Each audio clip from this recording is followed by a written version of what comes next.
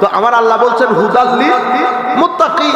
আমরা সবাই মিলে ইহদিনা বলতেছি না, কিন্তু আল্লাহ বলতেছে হুদাল্লিল মুত্তাকিন, হেদায়েত মুত্তাকিনদের জন্য। কেন? কারণ মুত্তাকিনদেরকে শয়তান পথভ্রষ্ট করতে পারে। আমাদেরকে বলেছে আমরা কি করব, আমরা যেন মুত্তাকিনদের সাথে সময় ব্যয় করি। বুঝতে পেরেছেন? তো আমি যেখান থেকে শুরু করেছিলাম রাসূল করিম আকল এবং এশ, আকল এবং এশ, আমরা যখন আকল আর নফস একসাথে থাকে, আকল শুধু বলে আমি, আমার জন্য, আমার কারণে, আমি করেছি, আজি। কিন্তু এশ আকলের চেয়ে ভিন্ন। এশ নিজেকে দুর্বল করে, গোপন করে। আপনি যদি লাগ করেন আপনি করেছেন না আমি করি, কে করেছে আরেকজন, আমি না, আপনি, আমি কোন বড় কিছু, আমি ছোটখাটো মানুষ।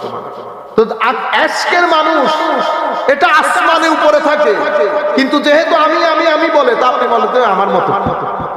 কিসের মতো? আমার